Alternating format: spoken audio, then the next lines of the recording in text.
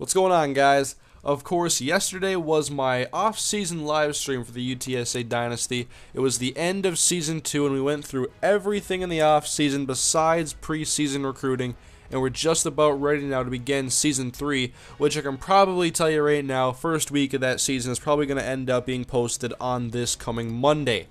And so because this stream was 2.5 hours long and it's kind of lengthy and not everybody has the time to watch that, I wanted to make this video of the off season so everybody can go ahead and see it.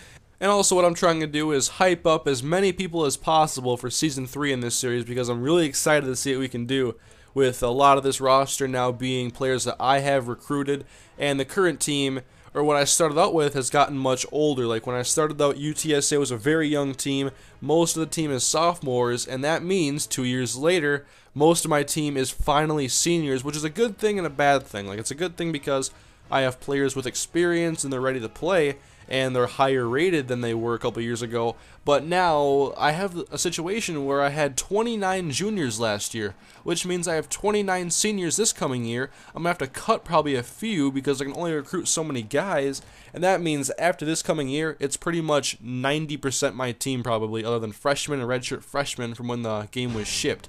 So we have to do a lot of recruiting this coming season probably, because there is just so many players leaving, and so it's kind of a good thing that I've been doing a lot of recruiting this year as well, and I'm going to have a very big recruiting class, and that's also good and bad because I'm going to have to do some cuts later, or in this video I'll be doing some cuts later. I already did them in real life.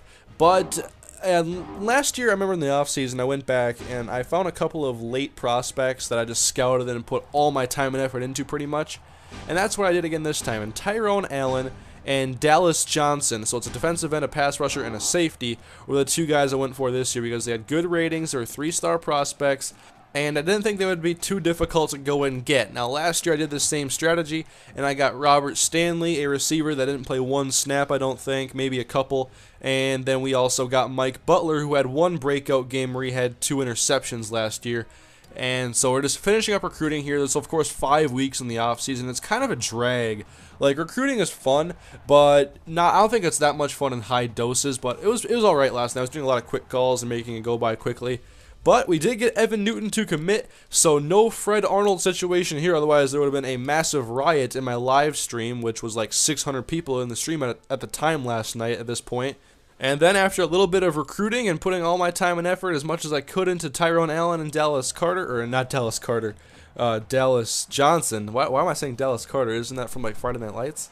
But anyway, we have a lot more guys committing now. This one I actually have to scroll down for. This was signing day, so it was when most guys end up signing.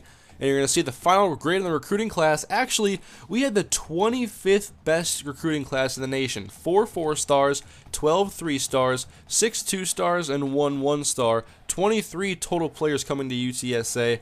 And it was a good class. I mean, I thought I did a pretty good job recruiting this year. It is an All-American difficulty, so I got to thinking, like, maybe it could be more difficult, because that seemed kind of, I don't know if it kind of seemed easy, but at the same time I wasn't going for the best prospects. I had a really good strategy, and I was consistent the whole year, so I think I wanted to pat myself on the back a little bit. But we're looking at the training results now, and obviously after every season the guys get better, they progress, usually by at least 4 overall points, or I guess 3 if you look here. And you can see our now highest rated player is Cam Jones, the senior wide receiver, at 83 overall.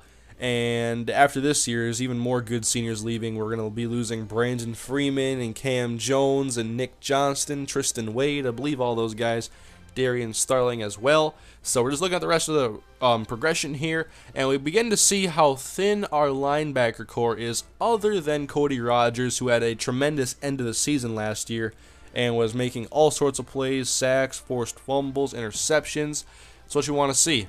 And so we get to the point now that I was really dreading, which was cutting players, because I knew I had recruited so many, and we have a roster size of 83. We have to cut 13 players. So Nicholas Austin, halfback, he's gone. We're going to go ahead with 4 running backs, and none of them are redshirted. At fullback, going to have to cut Nate Shaw. Not going to carry 3 fullbacks when you only have a 70-man roster. I wish it was a bigger roster. I don't know what real NCAA teams have, but I think it's closer to like 90. I could be wrong, though. And we're going to get to redshirting in a little bit here, but just looking at the rest of the guys that I got to cut. And trying to see, like, you're not supposed to really cut seniors, I understand that, but when you're in a situation like I am, and your team is mostly seniors with 29 of them, you got to do a little bit of cutting every now and then.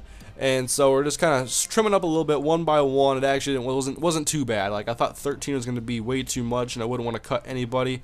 But it ended up being not terribly bad or too difficult. But receiver was one where it was definitely packed.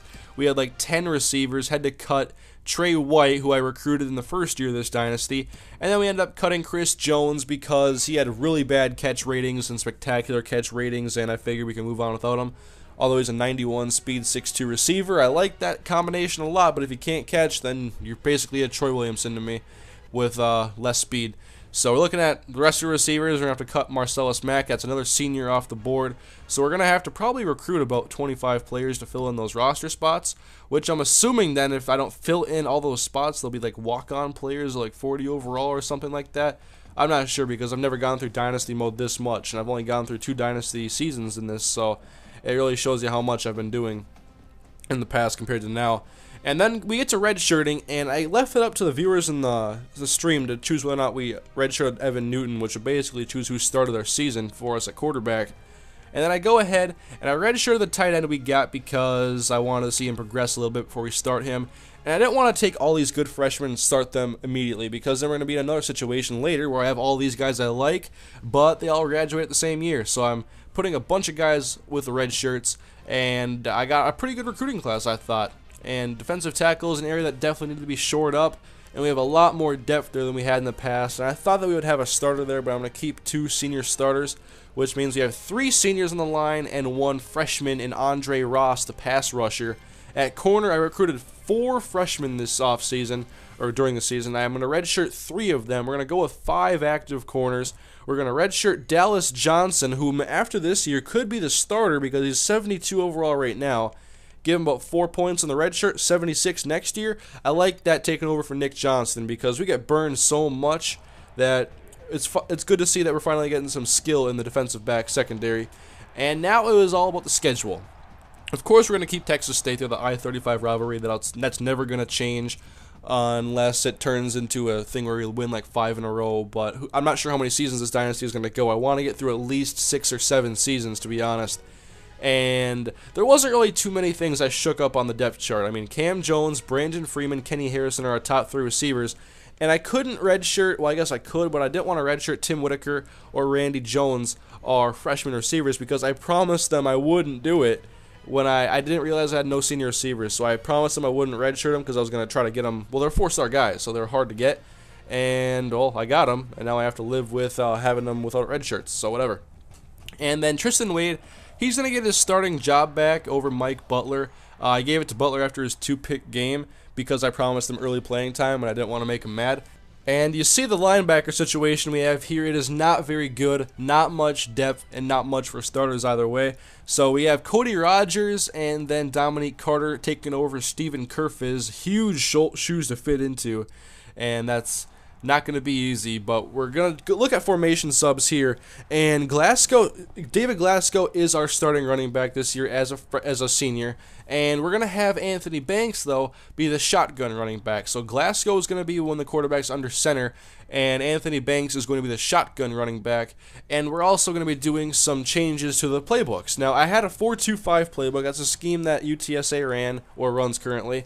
And I'm not a huge fan of it, so I went to a multiple D so we can run like more 3-4s or 4-3 stuff I'm actually used to and can work with.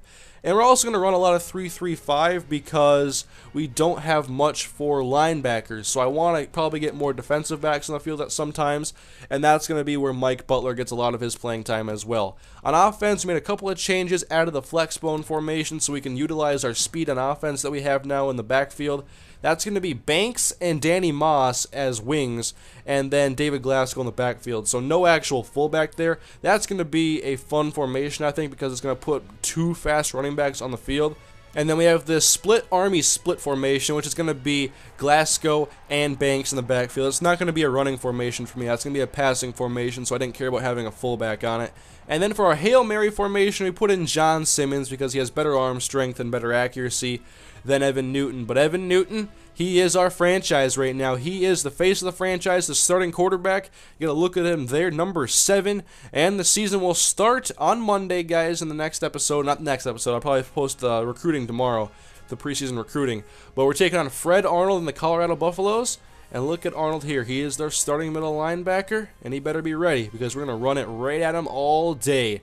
Hopefully you guys enjoyed this off-season episode and it gets you ready for Season 3 because I'm really excited to begin it. And so thank you for watching, guys. I'll see you guys next time. Have a great day.